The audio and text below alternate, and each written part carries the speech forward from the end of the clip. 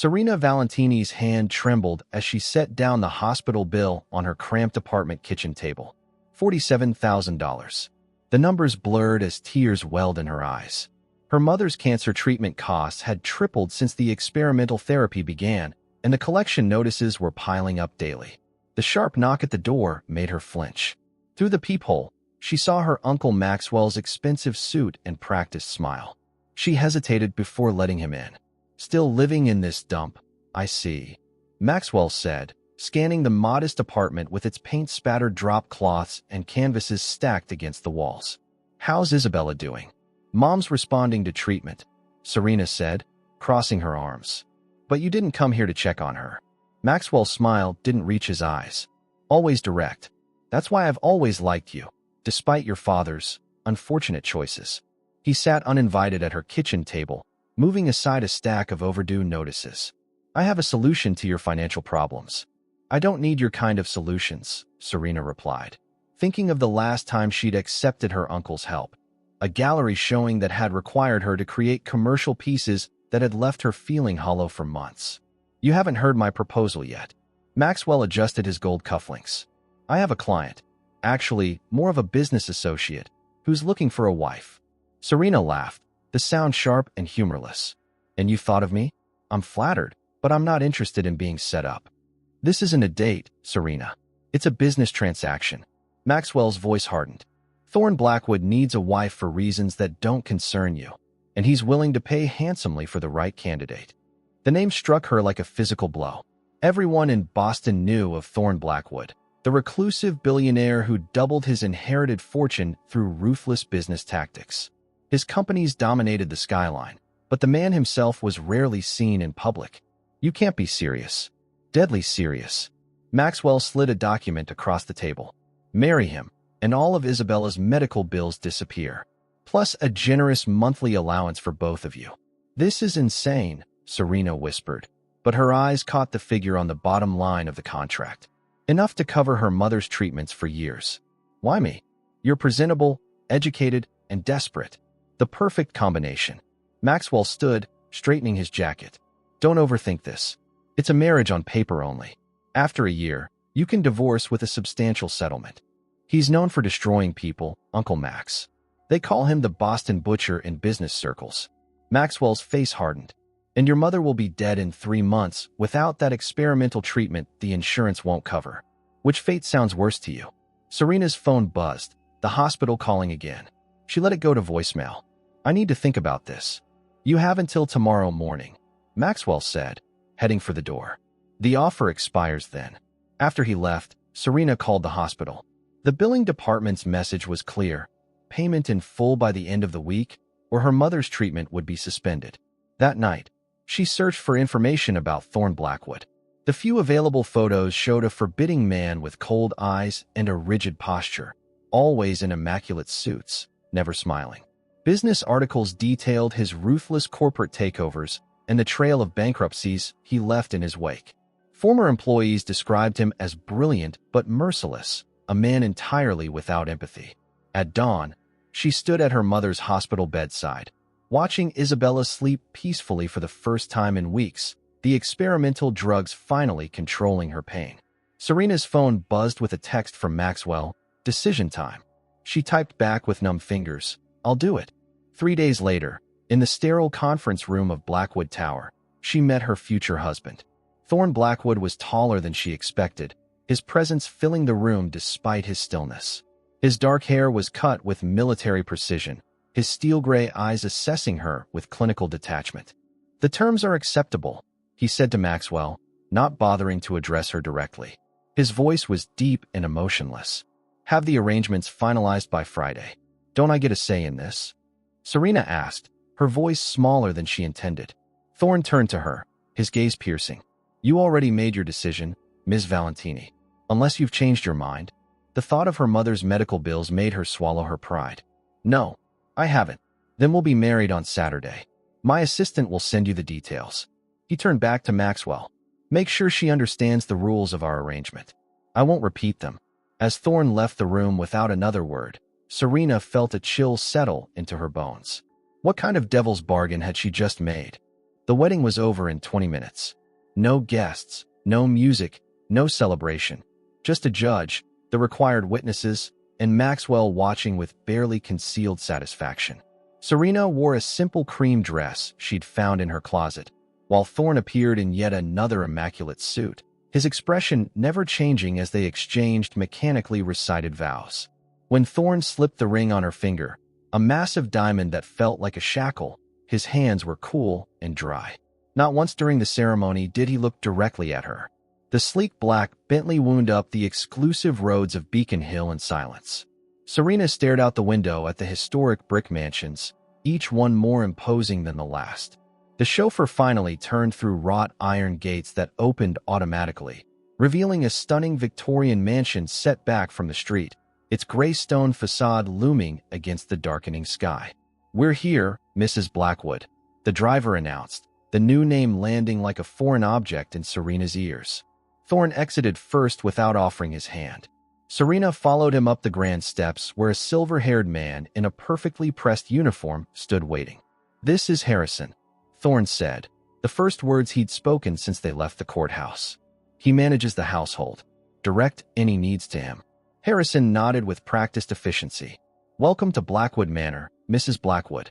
Your belongings have been placed in your quarters." "My belongings?" Serena asked, confused. "I had your things collected from your apartment this morning," Thorne said. "The lease has been terminated." Anger flashed through her. "You had no right. You agreed to move into my home as part of our arrangement," he interrupted coolly. "Review the contract if you've forgotten the terms." Harrison cleared his throat discreetly. "Perhaps Mrs. Blackwood would like to see her rooms?" Thorne checked his watch. "I have calls to make. Harrison will show you around." He turned to leave, then paused. "Dinner is at 7 sharp. Don't be late." Serena watched him disappear down a hallway, then followed Harrison up a sweeping staircase.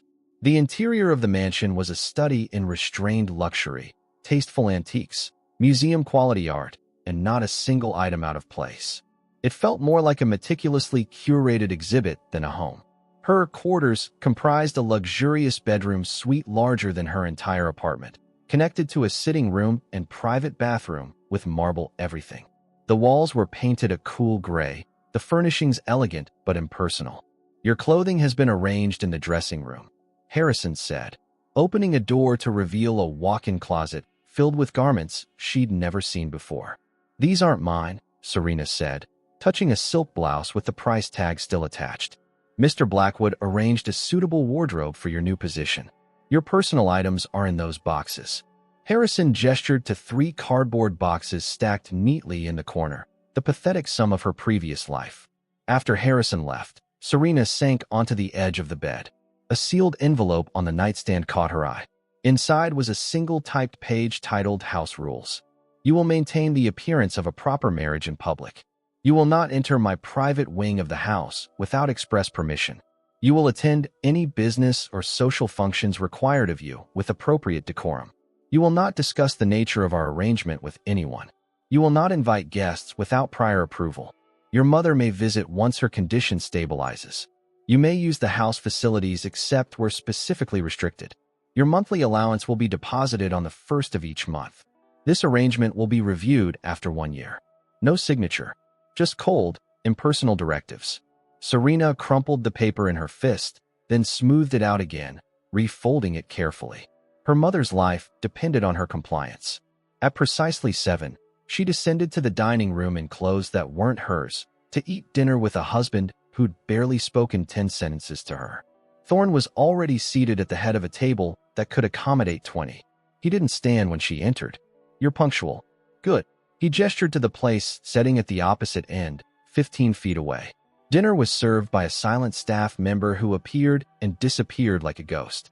The food was exquisite, the wine probably worth more than she used to make in a month, but Serena barely tasted any of it. Thorne ate methodically, his attention on a tablet propped beside his plate. "May I visit my mother tomorrow?" Serena finally asked, breaking the silence. Thorne looked up, seeming almost surprised to find her still there. "The driver will take you whenever you wish. I've arranged for her transfer to Massachusetts General. The specialists there are superior." "Thank you," she said stiffly. "It's not kindness. It's part of our agreement." He returned to his tablet. Do we have to eat like this every night? With half a football field between us? His eyes flicked up again, sharp with annoyance. Would you prefer we pretend at intimacy, Mrs. Blackwood? I'd prefer you call me Serena, since I'm supposedly your wife. Something flickered across his face, so quickly she almost missed it. Very well, Serena. Is there anything else you require? Do you actually live here, or just haunt the place? The question slipped out before she could stop it. For the first time, something like amusement crossed his features. I work. A concept you might explore yourself eventually. I am an artist, she said, lifting her chin. Yes, Maxwell mentioned your hobby. He set down his tablet. The East Gallery has excellent light. You may set up a studio there if you wish.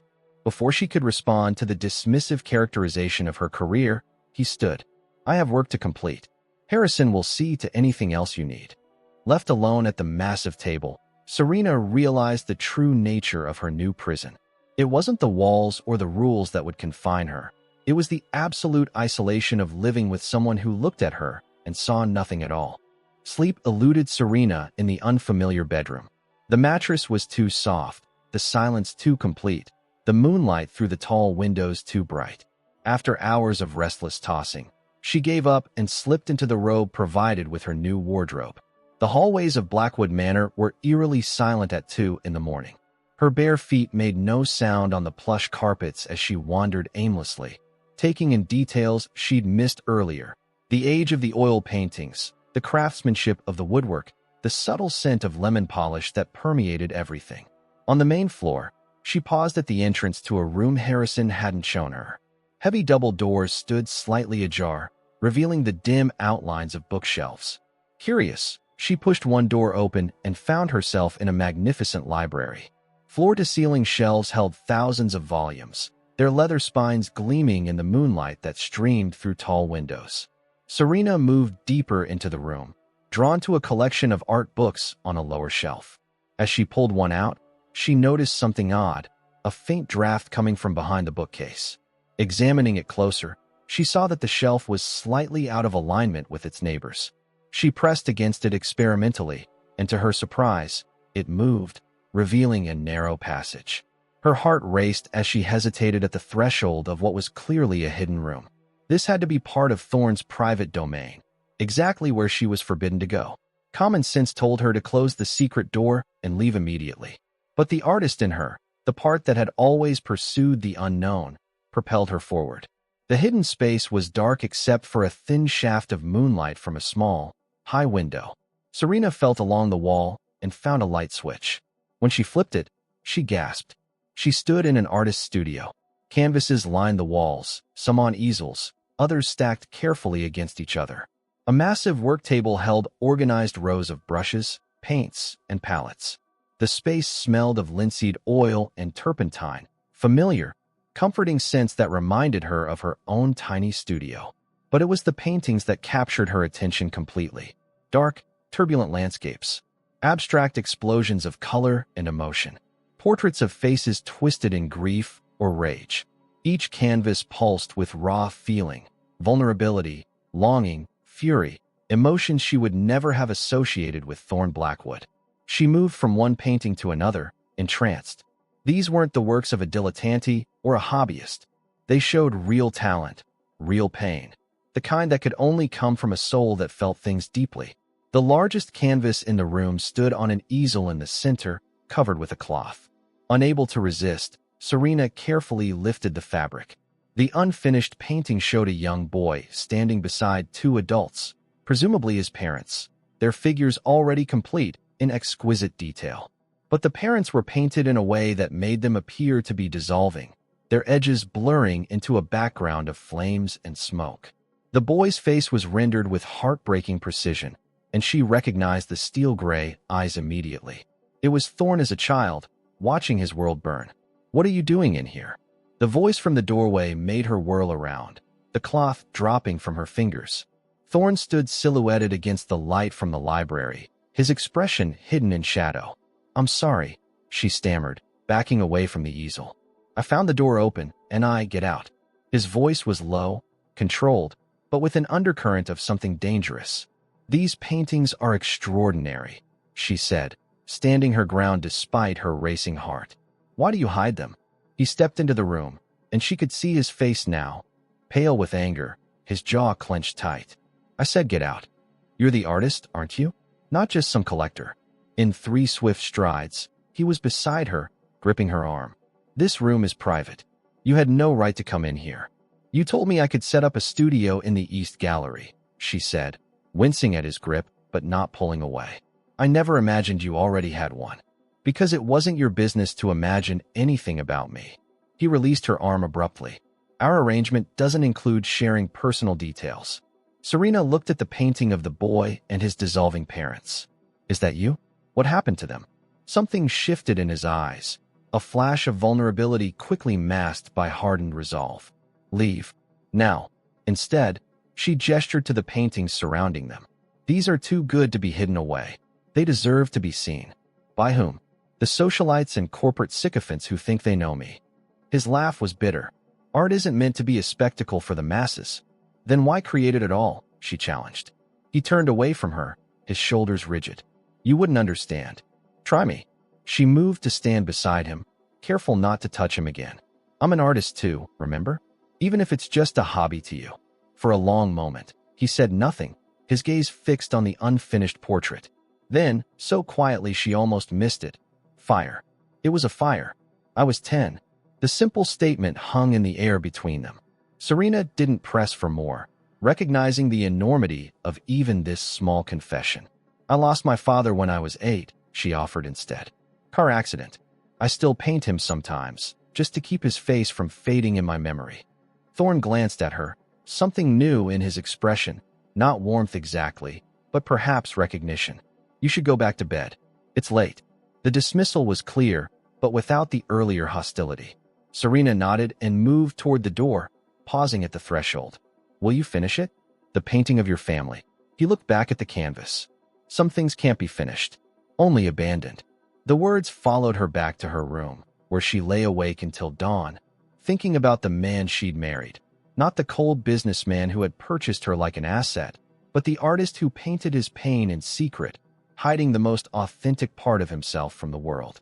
By morning, she wasn't sure if the night's discovery had made their situation more bearable or infinitely more complex.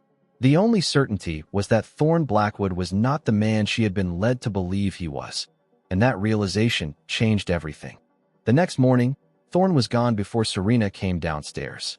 Harrison informed her that Mr. Blackwood often left for the office by 6 and rarely returned before 8 in the evening. The schedule suited her fine. It gave her space to process their strange midnight encounter. She spent the morning visiting her mother at Massachusetts General, marveling at the private suite and dedicated nursing staff that Thorne had arranged. Isabella looked better already. Her color improved, her pain managed. This husband of yours, Isabella said, studying her daughter's face. Tell me about him. Serena carefully chose her words, mindful of the NDA she'd signed. He's complicated, very private, very focused on his work. And how does he treat you? Her mother's eyes, so like her own, missed nothing.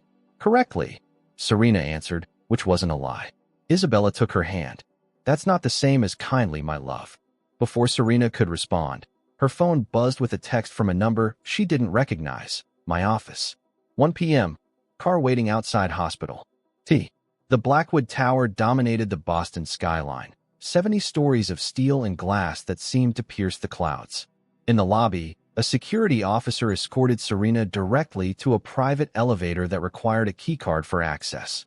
The elevator opened directly into Thorne's office suite, a minimalist space of clean lines and monochromatic furnishings. His assistant, a razor-thin woman with an equally sharp gaze, looked Serena over with undisguised curiosity. Mrs. Blackwood, he's expecting you. She pointed to a set of double doors. Thorne stood at a wall of windows overlooking the city, his back to her as she entered. Without turning, he said, There's a charity gala tomorrow night. You'll need to attend with me. Serena waited for him to face her. When he didn't, she moved to stand beside him at the window. Good afternoon to you too. He glanced at her, his expression unreadable. Did you sleep well? The loaded question hung between them. Eventually, I've instructed Harrison to move your things to the East Gallery today. You can set up your studio there as discussed. Thank you, she said, then added, but I'd rather use your studio. The light is better. Now he turned fully toward her, his eyes narrowing. That room is private. It doesn't have to be. She met his gaze steadily. We could share it. I don't share my workspace. Have you ever tried? When he didn't answer, she pressed on. I won't touch your supplies or disturb your projects. But that space has the right energy. Artists can sense these things. His jaw tightened. The gala starts at 8. Wear something appropriate. Eleanor will help you select a dress. She recognized the deflection but decided not to push further, for now. What's the charity? Children's Cancer Research. Something flickered across his face. I'm on the board. Serena couldn't hide her surprise. You work with sick children? I fund research to help sick children, he corrected. I don't interact with them directly. Of course not. That might require empathy, she said before she could stop herself. Thorne's eyebrow arched slightly. You formed quite an opinion of me in just 48 hours, Serena. You haven't exactly shown me your best side. You haven't seen my worst either. He moved to his desk and pressed a button. Eleanor, Mrs. Blackwood is ready for her appointment at Neiman Marcus. Serena sighed. I'm perfectly capable of choosing my own clothes. Not for this event. The press will be watching. He sat down and opened a folder, dismissing her. The driver will bring you back to the house afterward. Eleanor appeared at the door with a practiced smile. This way, Mrs. Blackwood. As Serena turned to leave, Thorne said quietly, The East Wing studio will be ready when you return. She paused. And your studio? Remains private. After an exhausting afternoon of trying on gowns under Eleanor's critical eye, Serena returned to Blackwood Manor with 4 shopping bags and a throbbing headache. She headed straight for the East Gallery, curious to see her new workspace. The room was flooded with northern light, just as Thorne had promised. Her easels had been unpacked, her paints arranged on a new work table, her canvases stacked neatly against one wall. Everything was perfectly organized, beautifully arranged, and completely wrong. On impulse, she left the gallery and made her way to the library. The hidden door to Thorne's studio was closed tight, no longer visible unless you knew exactly what to look for. She pressed against the bookshelf, but it didn't budge. It requires a key now, Harrison's voice came from behind her, making her jump. I was just looking for Mr. Blackwood's private studio. Yes. The butler's face remained professionally neutral. He anticipated that might be the case. Serena felt her cheeks flush. The East Gallery is lovely, but it's not what you want. Harrison nodded. Mr. Blackwood rarely gives anyone access to his personal spaces, Mrs. Blackwood. The fact that you found it at all has unsettled him. The careful choice of words caught her attention. Unsettled? Not angered. Harrison considered her for a moment, then said, Mr. Blackwood has been alone for a very long time. Change doesn't come easily to him. Did you know him as a child? She asked, remembering the painting of the young boy. After his parents died? Something shifted in Harrison's professional demeanor. I served the Blackwood family before Master Thorne was born. After the fire, I stayed with him when his uncle took guardianship. What happened to them? His parents. Harrison's lips thinned. That is not my story to tell, Mrs. Blackwood. He turned to leave, then hesitated. But if you truly wish to understand Mr. Blackwood, you might visit the Boston Public Library archives. The fire was front-page news in its day. That evening, Thorne didn't appear for dinner. Harrison informed her that he was working late at the office, which had become his habit since his business partners had died 3 years earlier. Partners? Serena asked. Mr. Elliott and Mr. Chong, Harrison replied. They founded Blackwood Ventures together with Mr. Blackwood 10 years ago. Their deaths were unexpected. What happened to them? A private plane crash, returning from a business meeting in Chicago. Harrison's voice remained even, but Serena caught a flicker of old pain in his eyes. Mr. Blackwood was supposed to be on that flight as well, but stayed behind to handle an emergency with another investment. Serena thought of the painting of Thorne as a boy, watching his parents dissolve into smoke and flame. 2 devastating losses, both connected to fire. No wonder he kept the world at a distance. As she climbed the grand staircase to her bedroom later, she noticed a small brass key lying on the step at eye level, as if placed deliberately for her to find. She picked it up, turning it over in her palm. It could open any number of doors in the massive house. But somehow, she knew exactly which lock it would fit. The charity gala transformed Thorne into someone Serena barely recognized. He moved through the glittering crowd with practiced ease, shaking hands, making introductions, even offering the occasional tight smile.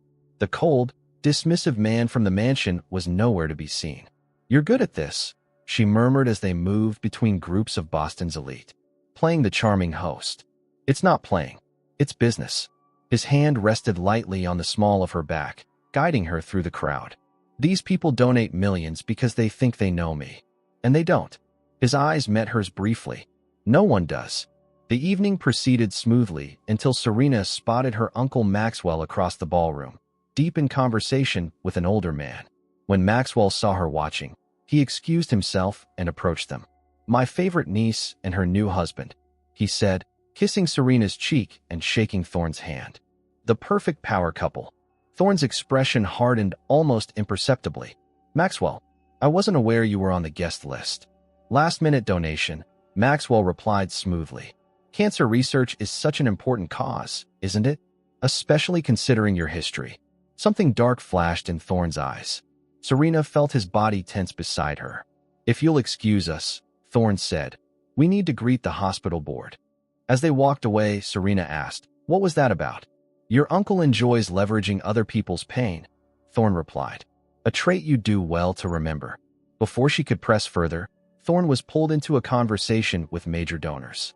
For the next hour, Serena circulated the room alone, smiling politely at strangers who assessed her with undisguised curiosity. She overheard fragments of whispered conversations. "Married so suddenly. No one even knew he was dating anyone. Wonder what she's really after." Near the bar, she encountered the older man who had been speaking with Maxwell earlier. "Mrs. Blackwood," he said, extending his hand. "Richard Harrington. I was just telling your uncle how surprised everyone was by Thorne's sudden marriage." "Life is full of surprises, Mr. Harrington."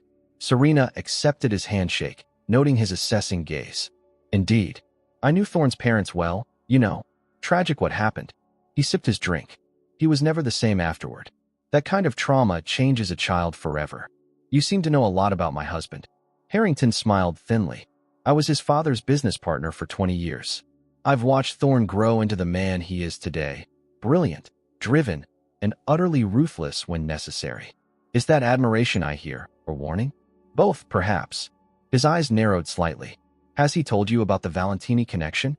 The question caught her off guard. "The what?" I see he hasn't." Harrington reached into his jacket and produced a business card. "When you're ready for the full story, call me. Some things you should know before you get in too deep." Before she could respond, Thorne appeared at her side. "Richard, I see you've met my wife." "Just getting acquainted," Harrington replied, his demeanor shifting immediately. "Congratulating her on landing Boston's most eligible bachelor." "How original." Thorne's voice was ice. "If you'll excuse us, we're leaving." In the car, Serena studied Thorne's rigid profile. "What's the Valentini connection?" His head snapped toward her. "Where did you hear that phrase?" Harrington mentioned it. He seemed to think it was something I should know about. Thorne's laugh was humorless. "Richard Harrington is a vulture circling what he thinks is a vulnerable target. Don't believe anything he says. Then tell me yourself. What connection does my family have to yours? It's complex and irrelevant to our arrangement." He turned away, ending the conversation. When they returned to the mansion, Thorne disappeared into his study without another word.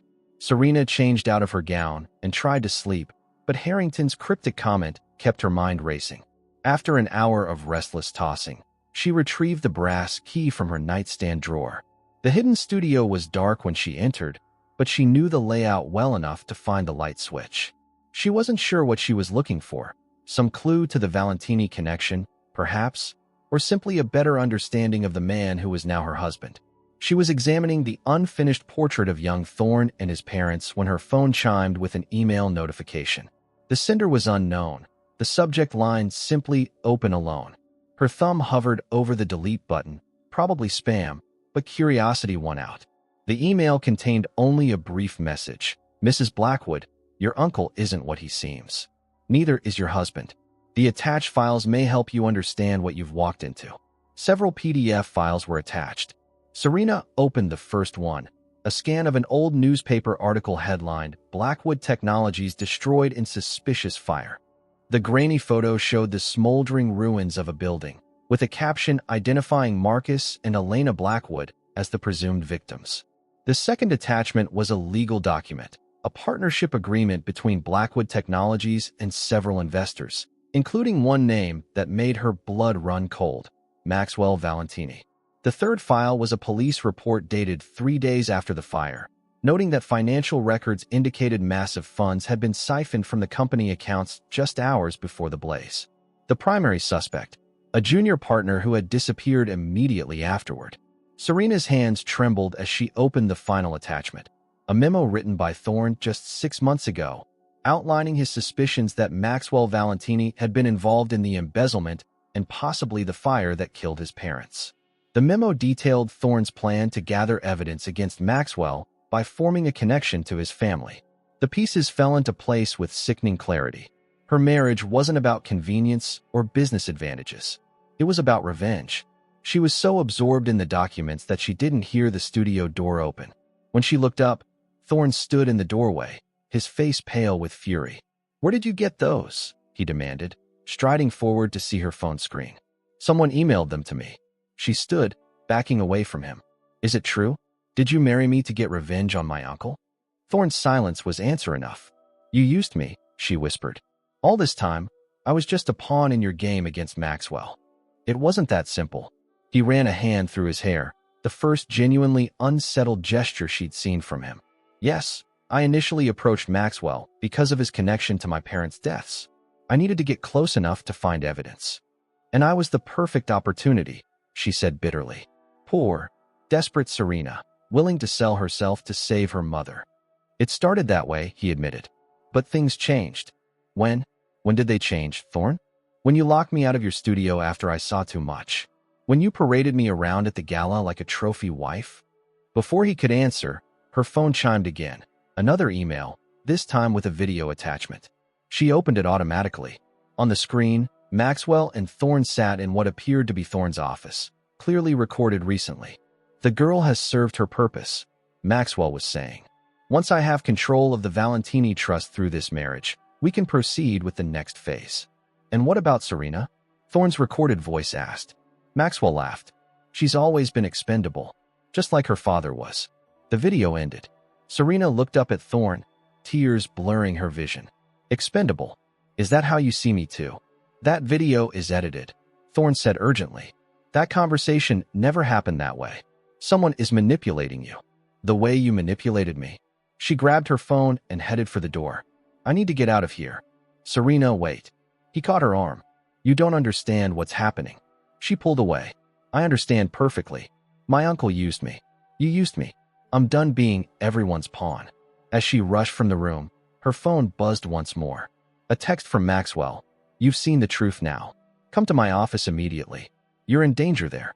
Serena left Blackwood Manor in the middle of the night with nothing but her phone, wallet, and the clothes on her back. The taxi driver kept glancing at her in the rearview mirror, clearly curious about a woman in pajamas and a coat leaving Beacon Hill at 3 a.m., but he asked no questions. She didn't go to Maxwell's office. Whatever game her uncle was playing, she wanted no part of it. Instead, she directed the driver to a modest hotel downtown, where she paid cash for a room and collapsed onto the bed, physically and emotionally exhausted. Morning brought no clarity, only a text from Harrison. "Mr. Blackwood wishes to inform you that your mother's medical care will continue regardless of your whereabouts. Your personal items can be collected at your convenience. No plea to return. No explanation. Just practical details, as if their marriage had been nothing but a business transaction, which, she reminded herself bitterly, was exactly what it had been. After a shower and a change into clothes purchased from the hotel gift shop, Serena visited her mother at the hospital. Isabella immediately sensed something was wrong. "You're not staying with him anymore, are you?" she asked, patting the edge of the bed for Serena to sit. "It's complicated, Mom." Serena sighed, not wanting to burden her mother with the sordid details. "The marriage was a mistake." "Because of your uncle?" When Serena looked up in surprise, Isabella continued.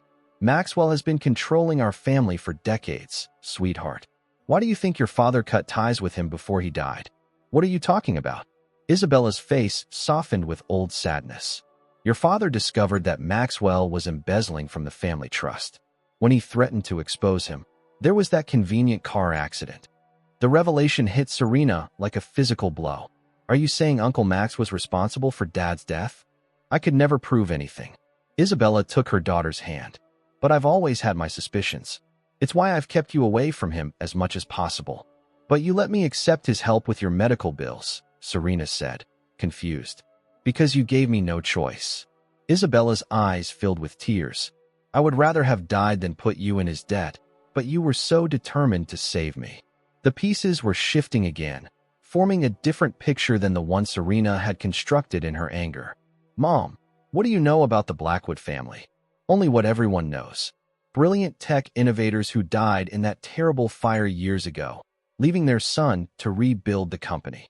Isabella studied her daughter's face. Why? Before Serena could answer, a nurse entered with medication. Mrs. Valentini needs to rest now. Doctor's orders. Outside the hospital, Serena stood uncertainly on the sidewalk. She couldn't return to her old apartment. Maxwell had made sure of that when he terminated her lease. She had limited funds, no job, and nowhere to go except back to the hotel. As she was about to call another taxi, a familiar black Bentley pulled up to the curb. Harrison stepped out, his expression as composed as ever. Mrs. Blackwood. Just Serena now, Harrison. As you wish. He opened the rear door. Mr. Blackwood asked me to offer you transportation wherever you'd like to go. How did he know I was here? Your mother's medical team reports to him directly.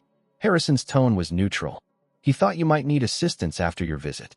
Serena hesitated, then decided that a free ride was better than depleting her meager cash reserves. The Fairview Hotel downtown, please. Once inside the car, Harrison handed her an envelope. Mr. Blackwood also asked me to give you this. Inside was a cashier's check for $50,000 and a brief note. Your first month's allowance, as per our agreement. The full amount will continue to be provided monthly, regardless of our personal situation. Anger flared in her chest. Did he think he could just buy her off? That money would solve everything? She was tempted to tear up the check, but practicality won out. She needed funds to survive while she figured out her next steps. Harrison, what really happened to Thorne's parents? The butler's eyes met hers in the rearview mirror. I believe you've been looking into that yourself, Mrs. Serena. I've seen conflicting information. She tucked the envelope into her purse. I need to understand the truth. Harrison was silent for a long moment, then said, Master Thorne was 10 when the fire claimed his parents. They had stayed late at the laboratory, working on a new computer chip design that would have revolutionized the industry. The fire investigation determined that someone had tampered with the electrical system and disabled the sprinklers. And they suspected Maxwell. There were several suspects, including your uncle, but nothing could be proven. Harrison's voice remained even. Master Thorne went to live with his father's brother, who was more interested in the company's assets than in raising a traumatized child. Serena thought of the painting in the hidden studio, the boy watching his parents dissolve into smoke. So Thorne has been pursuing this for 20 years. Justice has been his primary motivation in life, Harrison confirmed. Until recently. What changed recently? Harrison pulled up to the hotel before answering. You did, Serena. She scoffed. I was just part of his revenge plan. Initially, perhaps. Harrison turned to face her. But in the 3 years I've worked for Mr. Blackwood, I've never seen him give anyone else a key to his private studio. The memory of the brass key, still in her coat pocket, made Serena's certainty waver. He's been manipulating me from the beginning. Has he? Harrison's expression remained neutral. Or has he finally found someone he trusts enough to show his true self? Inside her hotel room, Serena paced restlessly, Harrison's words echoing in her mind. Could she have misinterpreted everything? Was there more to Thorne's motives than revenge? Her phone buzzed with a text from an unknown number. The cameras in Blackwood Manor caught everything. I have more footage you need to see. Richard Harrington. Moments later, another text arrived, this one from Maxwell. Have you made a decision yet? I can protect you from Blackwood, but you need to sign over your rights to the family trust first. Serena stared at both messages, suddenly aware that she was being pulled in multiple directions by men who all wanted something from her. Thorne, Maxwell, even this Harrington character. All of them had agendas that involved using her in some way. She switched off her phone and went to the window, gazing out at the Boston skyline. Somewhere out there, her mother was fighting for her life, dependent on treatment that Thorne was funding. Somewhere else, Thorne was likely in his office, continuing his relentless pursuit of justice, or revenge, against Maxwell. And her uncle was plotting his next move, trying to maintain control over whatever assets he had been manipulating for decades. Where did she fit in this twisted game? What did she want? The truth, she realized. Not Maxwell's version. Not Harrington's. Not even Thorne's. Her own understanding of what had happened to both families, and why she had become the focal point of their decades-old conflict. Serena picked up her coat, feeling the weight of the brass key in the pocket. It had been given to her for a reason, not just to access a room, but to unlock a truth that had been hidden for too long. She had decisions to make. But first, she needed answers that only one person could provide. 2 weeks passed. Serena found a small apartment near Massachusetts General, using part of Thorne's money despite her reservations. She visited her mother daily, watching with mixed emotions as Isabella steadily improved under the experimental treatment that Thorne continued to fund without question. The doctors had just delivered devastating news. The treatment was working, but they discovered a secondary complication that required an additional experimental therapy not covered by the original agreement. The cost, nearly $500,000. "We've reached out to Mr. Blackwood's office," the specialist told her. "But his assistant said all financial decisions now require your direct approval as well." Serena nodded numbly. She hadn't spoken to Thorne since leaving the mansion, communicating only through Harrison when absolutely necessary. Now she would need to break that silence. As she left the hospital, a familiar figure waited by the entrance, Richard Harrington, looking distinguished in an expensive overcoat. "Ms. Valentini," he said, deliberately using her maiden name. "I've been trying to reach you." "I've been busy," she replied coolly. "And it's still Blackwood, legally. For now." Harrington fell into step beside her. "I understand your mother needs additional treatment. Quite expensive, I'm told." Serena stopped walking. "How could you possibly know that?" "I make it my business to know things, especially when they involve Thorne Blackwood." He smiled thinly. "I can help you, you know. Fund the treatment, set you up with a comfortable life away from all this." "In exchange for what?" "Information. Evidence." His smile disappeared. "Thorne Blackwood stole my company from under me 3 years ago. I want it back. So I'd be trading one manipulator for another," Serena said flatly. "No thanks." "Stubborn, like your father." Harrington's tone hardened. "Did you know that Robert Valentini and I were once business partners too? Before Maxwell pushed him out and aligned with the Blackwoods instead." This new piece of information stopped her cold. "My father worked with you?" "Until Maxwell convinced Marcus Blackwood that I was embezzling funds." Harrington's eyes narrowed. "Your uncle has played everyone against each other for decades. The only person he hasn't been able to destroy completely is Thorne, perhaps because they're so much alike." "You're wrong about that," Serena said, surprising herself with the certainty in her voice. "Thorne isn't like Maxwell." "No." Harrington raised an eyebrow. "Then why did he marry you under false pretenses? Why is he using your mother's illness as leverage?" "He's continued her treatment even after I left," Serena pointed out. "A small price to maintain his control over you." Harrington reached into his pocket and handed her a business card. "When you're ready to break free completely, call me. My offer stands." As he walked away, Serena noticed a familiar black Bentley parked across the street. Harrison stood beside it, his posture indicating he'd witnessed the entire exchange. "Reporting back to your boss?" she asked as she approached. "Merely ensuring your safety, Mrs. Blackwood." Harrison opened the car door. "Mr. Harrington has a reputation for persistence. I don't need a bodyguard." "Perhaps not, but you might need transportation." Harrison gestured to the open door. "Unless you'd prefer to walk in the rain that's about to start." On cue, thunder rumbled overhead. Serena sighed and got into the car. "My apartment, please," she directed, but Harrison shook his head. "Mr. Blackwood requests a brief meeting regarding your mother's new treatment protocol." Serena tensed. "How does he know about that already?" "As I mentioned before, he receives updates directly from the medical team." Harrison pulled into traffic. "He's waiting at the Stillman Gallery." "The gallery? Why there?" Harrison merely drove, offering no further explanation. The Stillman was one of Boston's most prestigious contemporary art galleries, currently closed for installation between exhibitions. When Harrison escorted her inside, the space appeared empty except for a series of canvases positioned throughout the main floor, covered with cloths. Thorne stood at the far end of the gallery, his back to her, staring at a blank wall. He turned as she approached, and Serena was struck by how tired he looked. The perfectly composed businessman had given way to someone with shadows under his eyes and a slight slump to his shoulders. "Thank you for coming," he said formally. "Harrison didn't give me much choice." Thorne nodded as if this was expected. "I understand your mother needs additional treatment." "Yes. I've already approved the funding." He handed her a folder.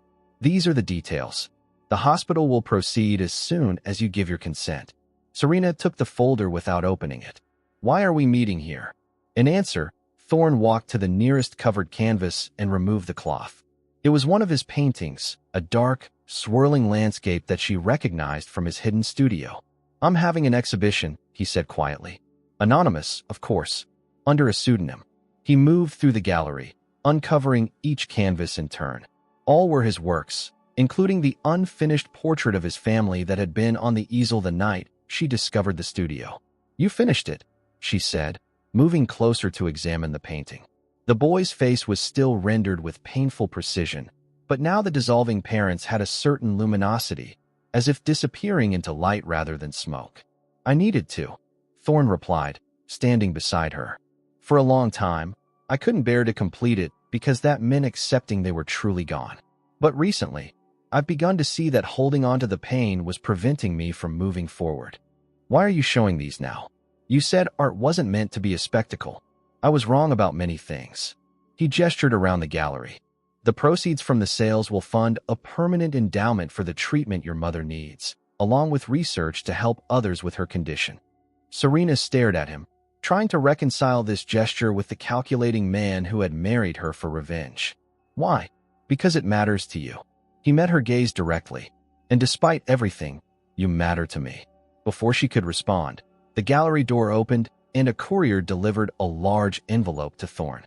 He opened it immediately, scanning the contents with increasing intensity. "What is it?" Serena asked. "Evidence." He handed her several pages of financial records. "My investigators finally found proof of Maxwell's involvement in my parents' deaths, along with his systematic looting of both the Blackwood and Valentini family trusts." Serena read through the documents, her heart sinking as she saw irrefutable evidence of her uncle's decades of manipulation and fraud. "There's more," Thorne said grimly. "They've uncovered communications between Maxwell and Richard Harrington from around the time of your father's accident. It appears they were working together to gain control of certain patents your father developed." "Harrington just approached me outside the hospital," Serena said. "He offered to pay for Mom's treatment if I helped him take you down." Thorne's expression hardened. "Maxwell has been playing us against each other for years, using Harrington as his puppet. When I acquired Harrington's company 3 years ago, I had no idea of his connection to your family." "So it really is all connected," Serena said softly. "My father, your parents, the trust funds, the companies, and now us." "Yes," Thorne agreed. "But there's one connection Maxwell never anticipated." "What's that?" "That we might stop working against each other and start working together." He gestured to the paintings surrounding them. "I've spent 20 years consumed by the need for revenge. It's cost me everything: friendships, relationships, any chance at happiness. I don't want that for you." Serena looked around at the artwork, each piece revealing a piece of Thorne's hidden soul. "What are you suggesting?" "A true partnership. Not the arrangement we started with, but something real." He didn't move closer, giving her space. "We can bring Maxwell to justice together, secure both our families' legacies, and then decide what comes next." Before she could answer, her phone buzzed with a text. It was from the hospital. "Emergency with Isabella Valentini. Please come immediately." The hospital corridor stretched endlessly before Serena as she ran toward her mother's room, Thorne close behind her. The text message had been frustratingly vague, leaving her imagination to conjure worst-case scenarios with each pounding heartbeat. When they arrived at Isabella's room, they found an unexpected scene. Maxwell standing at her bedside, his hand gripping her wrist as a nurse tried unsuccessfully to intervene. "Uncle Max." Serena froze in the doorway. "What are you doing here?" Maxwell turned, his usual smooth composure noticeably cracked. "Serena, thank God. Tell this woman I'm family and have every right to speak with Isabella privately." The nurse looked relieved at Serena's arrival. "He was pressuring your mother to sign some documents." Her heart rate became dangerously elevated, which triggered our alert system. Isabella's face was pale, her expression a mixture of fear and fury. "He wants me to sign over my portion of the Valentini Trust," she said weakly. "Says it's the only way to protect us from Thorne." Maxwell's eyes narrowed at the sight of Thorne in the doorway. "So you've crawled back to him already." "Predictable." "Step away from my mother," Serena said, her voice steadier than she felt. "You don't understand what's at stake here," Maxwell hissed. "Blackwood has manipulated you from the beginning, just like his father tried to manipulate your father before the accident." "That's enough, Maxwell." Thorne's voice was cold as he stepped forward. "We know everything. The embezzlement from both family trusts, your involvement with Harrington, the evidence linking you to the fire that killed my parents." Something dangerous flashed in Maxwell's eyes. "You have nothing but theories and circumstantial connections. I've covered my tracks for decades." "Not well enough." Thorne held up his phone. "My investigators found your offshore accounts and an interesting payment to a former electrical engineer who worked at Blackwood Technologies the week before the fire." "You're bluffing," Maxwell sneered, but Serena caught the flicker of uncertainty in his expression. "The FBI doesn't think so." Thorne nodded toward the doorway, where two agents in suits had appeared. "They've been building a case against you for months. All they needed was the financial proof." As the agents entered and identified themselves, Maxwell's confident facade crumbled completely. He lunged toward Isabella's bed, yanking a flash drive from his pocket. "This contains everything," he said desperately. "Every transaction, every decision Thorne's father made that ruined lives. Sign the transfer papers, and it all goes away." Isabella's voice was surprisingly strong as she replied, "You killed my husband, used my daughter, threatened me. I will never sign anything for you again." The FBI agents moved forward, reciting Miranda rights as they handcuffed Maxwell. As they led him from the room, he locked eyes with Serena one last time. "You think he's different?" Maxwell jerked his head toward Thorne. "He's exactly like his father. He'll use you and discard you when he's done." After he was gone, a heavy silence filled the room. The nurse checked Isabella's vitals, adjusted her medication, and quietly left them alone. "Are you okay, Mom?" Serena took her mother's hand. Isabella nodded weakly. "I always knew he'd show his true colors eventually." She looked past Serena to where Thorne stood uncertainly by the door. "You found the proof you've been searching for?" "Yes," Thorne replied, approaching the bed cautiously. "Though I never intended to involve your family in this." "We were already involved," Isabella said gently. "Have been since before Serena was born." She gestured for him to come closer. "Your father was a good man. He and my Robert were friends before Maxwell poisoned everything." Thorne's expression shifted slightly. "You knew my father?" "Our families were close once." Isabella's eyes grew distant with memory. "After the fire, Maxwell convinced me that the Blackwoods had been responsible for Robert's accident. It was years before I realized he'd manipulated us all." Serena absorbed this new information, another piece of the complex puzzle falling into place. "So this connection between our families, it wasn't just about Maxwell's schemes." "No," her mother confirmed. "It was about friendship first. Partnership. Things that Maxwell couldn't understand or control." She looked between them. Perhaps some connections are meant to survive, despite everything. The next morning, Serena stood in the empty gallery surrounded by Thorne's paintings. The exhibition would open to the public that evening, still anonymous, but now with a purpose beyond funding Isabella's treatment. Thorne had decided to donate all proceeds to a foundation supporting children who had lost parents to violent crimes. She heard his footsteps behind her, now familiar enough to recognize without turning. "The FBI has frozen Maxwell's assets," he said without preamble, "including his controlling interest in the Valentini Trust. Once the investigation is complete, that control will revert to you and your mother." Serena nodded, still studying the painting before her, a new one she hadn't seen before. Unlike the others, this canvas was filled with light, a sunrise breaking through storm clouds over a turbulent sea. "You made this recently," she said. It wasn't a question. "Last week." He stood beside her, maintaining a careful distance. After you left. It's different. Hopeful. I felt different. His voice was quiet. Meeting you changed something fundamental, Serena. Not because of who your uncle was or what information you might provide. Because of who you are. She turned to face him fully. And who am I, according to Thorne Blackwood? Someone who saw the truth of me when no one else bothered to look. His expression was open, vulnerable in a way she'd never seen before. Someone who made me question whether revenge was worth sacrificing everything else. Is it? She asked. No. The word was simple but carried the weight of 20 years of single-minded pursuit. Justice matters. Making Maxwell face consequences for his actions matters. But I've realized it can't be the only thing that matters. Serena thought of all they had endured, the manipulation, the lies, the pain of their entwined family histories. Where do we go from here? That depends on you. Thorne gestured around the gallery. I've spent my life painting darkness, holding on to grief and anger because it felt safer than moving forward. I'm ready to try something different. Like what? She asked, though she thought she already knew the answer. In response, he led her to a room at the back of the gallery where a large blank canvas stood on an easel. 2 palettes had been prepared, 2 sets of brushes arranged neatly beside them. A fresh start, he said simply. If you want it. Serena picked up a brush, considering it carefully. Their beginning had been built on lies and manipulation, a business arrangement designed to benefit everyone but her. And yet, something authentic had emerged from those false foundations, a connection neither of them had anticipated. Not a fresh start, she decided, dipping the brush into a vibrant blue. That would mean forgetting everything that brought us here. Let's call it a new chapter instead. Thorne selected his own brush, choosing a warm yellow that complemented her blue. A new chapter, he agreed, his brush meeting hers on the canvas. Written together this time.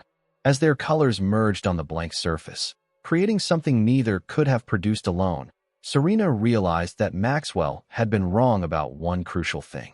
The connection between the Valentini and Blackwood families wasn't destined to end in destruction. Instead, it had found its way, against all odds, toward creation. The painting they began that day would never hang in a gallery or sell at auction. It would travel with them from the rebuilt Blackwood Manor to the small house by the sea where Isabella would eventually recover completely. It would witness their legal marriage, a real one this time, with vows they chose themselves. It would watch over them through hard conversations about trust and forgiveness, through the gradual healing of old wounds, through the slow, sometimes painful process of building something genuine from damaged foundations. And years later, when a dark-haired little girl with her mother's talent and her father's intensity asked about the strange, beautiful canvas hanging in their studio, they would tell her the truth. That sometimes the most lasting connections begin with a revelation in the darkness, and that love, like art, requires courage, vulnerability, and the willingness to transform pain into something beautiful. The summer breeze carried the scent of salt and roses through the open windows of the seaside studio. Morning light spilled across the hardwood floors, illuminating 2 figures working in comfortable silence. One at an easel, the other reviewing documents at a desk nearby. Serena added the final brushstroke to her canvas, then stepped back to assess the completed work. The painting captured the view from their clifftop home, waves crashing against rocks below, the distant shoreline curving like an embrace, and the infinite horizon where sky met ocean in a blurred line of possibility. Finished? Thorne asked, looking up from his papers. Finally, she stretched her paint-spattered arms above her head. The Brennan Gallery has been waiting for this one to complete the collection. Thorne rose and came to stand behind her, his hands resting lightly on her shoulders as they studied the painting together. It's your best work yet. You say that about all my paintings, she teased. And I'm consistently right. He pressed a kiss to the top of her head. The critics agree. Serena Blackwood's rise in the art world has been meteoric, according to last month's Arts Quarterly. They just love the backstory, she said, leaning back against him. Reformed billionaire and struggling artist find love amid corporate intrigue. If only they knew the full story. His tone was light, but held a hint of the old darkness they had both worked so hard to overcome. Maxwell had been sentenced to 20 years for financial crimes, with additional charges related to the Blackwood fire still pending. The investigation had uncovered connections to Robert Valentini's accident as well, though proving murder after so many years remained challenging. Richard Harrington had turned state's evidence against Maxwell in exchange for immunity, revealing the full extent of their partnership in destroying both families. The revelation that their fathers had been friends and business partners before Maxwell's interference had given both Serena and Thorne a sense of rightness about their own connection, as if they had somehow completed a circle that had been violently interrupted decades earlier. "Mom called this morning," Serena said, wiping her hands on a cloth. "She's coming back from her European cruise next week." Thorne smiled. "How's she enjoying retirement?" "Immensely. The experimental treatment completely eradicated the cancer, and she's making up for lost time." Serena began cleaning her brushes. She asked if we've set a date yet. "For, you know exactly what for." She flicked water at him playfully. "The adoption paperwork is almost finalized. We need to start preparing the nursery." Thorne's expression softened, as it always did when they discussed the 4-year-old girl they had met at the children's home they had established with the proceeds from his anonymous art sales. Lily had lost her parents in a house fire the previous year, and the connection had been immediate and profound for both of them. "Harrison is already planning the welcome party," Thorne admitted. "He's converted the East Wing into what he calls suitable accommodations for a young lady." "Of course he has." Serena laughed. "Did he include the art studio I requested?" "Adjacent to the nursery, with child-safe supplies and furniture sized for a 4-year-old artist in training." They moved together onto the wide balcony that overlooked the ocean. Below, the grounds of their coastal estate stretched toward the private beach, so different from both the cramped apartment where Serena had struggled to pay bills and the cold, museum-like mansion where Thorne had isolated himself for years. They had kept Blackwood Manor, transforming it into the headquarters for their foundation supporting families affected by violent crimes. The hidden studio remained intact, now a private museum documenting Thorne's journey from darkness to light through his art. "I received a letter yesterday," Thorne said after a comfortable silence. "From Maxwell." Serena tensed slightly. "What did he want?" "To apologize, supposedly." Thorne's voice held skepticism. "He claims prison has given him time to reflect on his actions." "Do you believe him?" "No." Thorne's answer was immediate. "But it doesn't matter anymore. He has no power over us now." Serena nodded, understanding completely. They had both learned that forgiveness didn't require trusting those who had harmed them. It meant refusing to let the past dictate their future.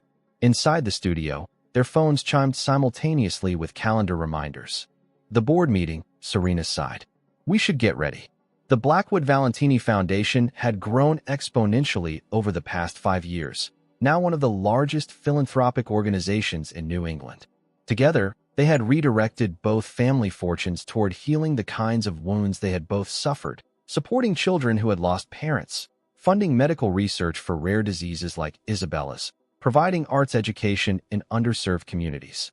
As they prepared to leave, Serena paused before the first painting they had created together, still hanging in its place of honor in their home studio. The once blank canvas had become a swirling blend of colors that somehow formed a coherent whole, much like their life together. "Sometimes I still can't believe we got here," she admitted, touching the frame gently. "That first night in the mansion, when I found your hidden studio." "The night everything changed," Thorne finished, taking her hand. "The night you saw me, really saw me, for the first time. I saw a man hiding his truth behind walls of grief and anger," she said softly. "And now," Thorne looked around at the sun-filled studio, at the life they had built together from the ashes of betrayal and loss, at the adoption papers on the desk that would soon bring a child into their home, at the woman who had refused to be a pawn in anyone's game, who had instead become his partner, his conscience, his heart. "Now," he said simply, "I see a future I never thought I'd have. A blank canvas we get to fill together." Outside, waves crashed against the shore in a timeless rhythm of destruction and renewal. Inside, two people who had found each other against impossible odds prepared to face the day, not as the poor young woman and the cruel billionaire they had once been labeled, but as themselves. Whole, healed, home.